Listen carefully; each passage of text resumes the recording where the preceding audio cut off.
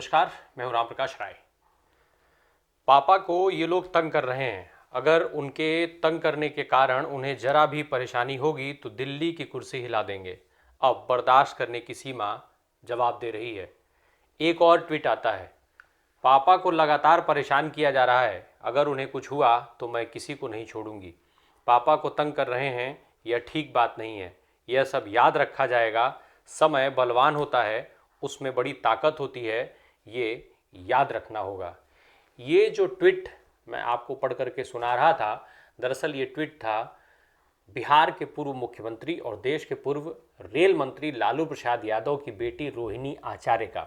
रोहिणी आचार्य का नाम आपको निश्चित तौर पर याद होगा। कुछ समय पहले सोशल मीडिया पर इस नाम की खूब धमक थी, इस नाम की खूब चर्चा हुई थी। दरअसल ये चर्चा उस वक्त हुई थी जब लालू प्रसाद यादव सिंगापुर में अपनी किडनी का इलाज कराने के लिए पहुंचे थे। किडनी ट्रांसप्लांट के लिए जो किडनी दी थी वो रोहिणी आचार्य ने दिया था, जिसको लेकर के सोशल मीडिया के तमाम यूजर्स ने उनकी खूब जम करके प्रशंसा की थी। रोहिणी आचार्य का ये ट्वीट क्यों आया? दरअसल रोहिणी आचार्य का ये ट्वीट इसलिए आया कि कल सीबीआई की टीम जो दिल्ली में लालू प्रसाद यादव की बड़ी बेटी मीसा भारती का आवास है, वहाँ पर लालू प्रसाद यादव से पूछताछ करने गई थी।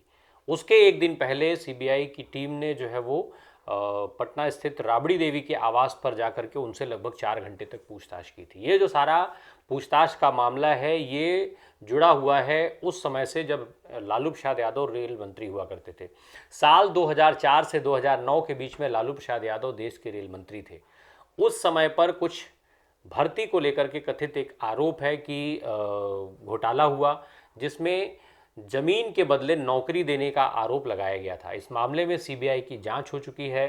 सीबीआई ने अपनी रिपोर्ट भी फाइल कर दी है। 15 मार्च को फिर से उसमें लालू प्रसाद यादव, राबड़ी देवी और मीसा भारती के नाम समन भी है, उनको कोर्ट में पेश होना है। इसी मामले में सीबीआई जो है, सीबीआई ने पहले राबड़ी देवी से पूछताछ की और उसके एक दिन के बाद यानी ये जो है मंगलवार को सीबीआई की टीम मीसा भारती के आवास पर लालू प्रसाद यादव से पूछताछ करने के लिए पहुंची थी। लालू प्रसाद यादव जब लंबे समय से बीमार थे, वो जेल में रहे, बीमार हुए, उसके बाद जब जेल से बाहर आए तो फिर वो अपना इलाज कराने के लिए सिंगापुर गए रोहिणी आचार्य के पास।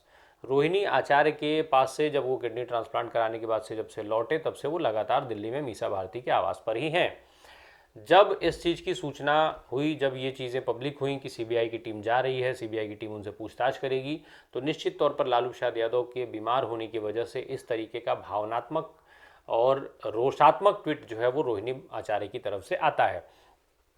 रोहिणी आचार्य का ये जो ट्वीट है, यूं तो रोहिणी आचार्य जो है राजनीति से दूर हैं, वो सिंगापुर में ही रहती हैं और राजनीति से दूर हैं, पर चूंकि मामला उनके पिता से जुड़ा था, एक भावनात्मक जुड़ाव के चलते इतने सख्त लहजे का उपयोग रोहिणी आचार्य ने सीबीआई की टीम और साथ ही साथ केंद्र की सरकार के लिए किया है।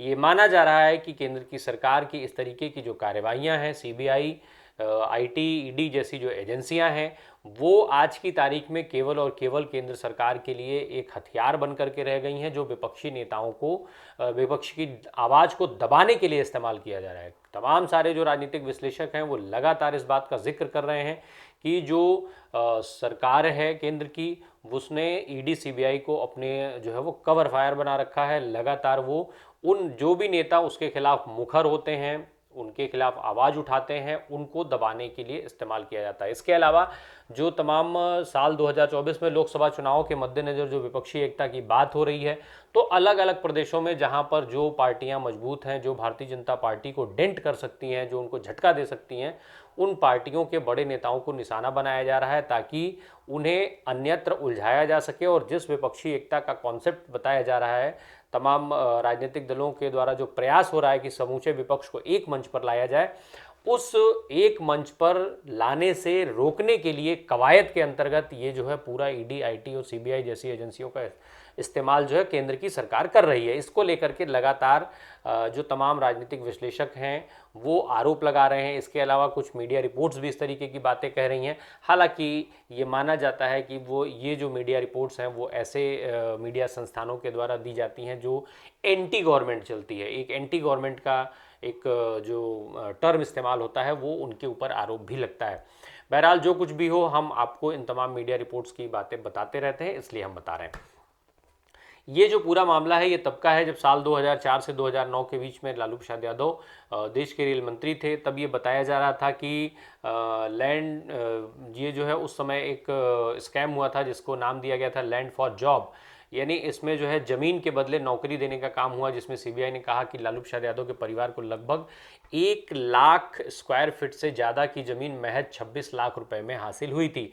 इसमें कई सारे सीबीआई ने जो आरोप लगाए हैं वो कई सारे सवाल भी हैं, और सीबीआई की जो रिपोर्ट है उसके हिसाब से जो पूरे ज़मीन की सर्किल रेट है वो करीब करीब 4.39 करोड़ रुपए थी, जबकि मिली ये ज़मीन पूरे परिवार लालू प्रसाद यादव के परिवार को केवल 26 लाख रुपए में मिल गई थी। तो इस तरीके से ये भ्रष्टाचार का मामला दर्ज हुआ। जो तमाम रिपोर्ट्स हैं उसमें भी यही कहा जा रहा है कि सीबीआई ने जो राबड़ी देवी से पूछताछ की वो यही थी कि क्या जो है जो खरीदारी हुई उसके बारे में उनको पूरी जानकारी थी, कैसे जो है बाकायदा नाम और उदाहरण सहित डेट सहित सीबीआई ने उनसे सवाल किए कि किस तरीके से ज़मीन कम रेट में उनको मिली, फिर कौन सी ज़मीन जो है कंपनी के नाम से कर दी गई, बाद में उसी कंपनी के उस कंपनी की शेयर्स को जो है वो राबड़ी परिवार द्वारा ख़रीद लिया गया, फिर राबड़ी देवी उसकी डायरेक्टर हो गई। तो इस तरीके के कई सारे सवाल जो है वो उनसे किए गए, जो 4 घंटे लंबी पूछताछ चली थी। अब ऐसे में लालू प्रसाद यादव से भी उसी मामले में एक बार फिर से सीबीआई की टीम ने जो है वो पूछताछ किया है।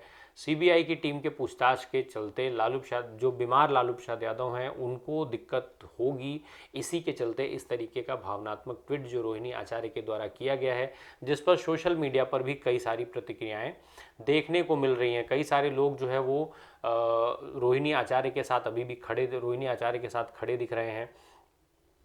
तो ये सारा जो है सोशल मीडिया प्लेटफॉर्म्स पे इस तरीके की चीज़ें चल रही हैं कि जो हालांकि कुछ लोग इस रोहिणी आचार्य के इस ट्वीट पर सवाल भी उठा रहे हैं। कुछ का आरोप है कि लंबे समय तक बिहार में आपके जो लालू प्रसाद यादव के चलते बिहार के लोगों को दिक्कतें झेलनी पड़ रही हैं, तो फिर आप इस तरीके की चीज़ें क्यों नहीं झेल सकते हैं। ये सारे सोशल मीडिया पर मिली जुली प्रतिक्रियाएं आ रही हैं और ज़्यादातर लोग जो है वो फिलहाल रोहिणी आचार्य के साथ भावनात्मक रूप से खड़े हुए दिखाई दे रहे हैं।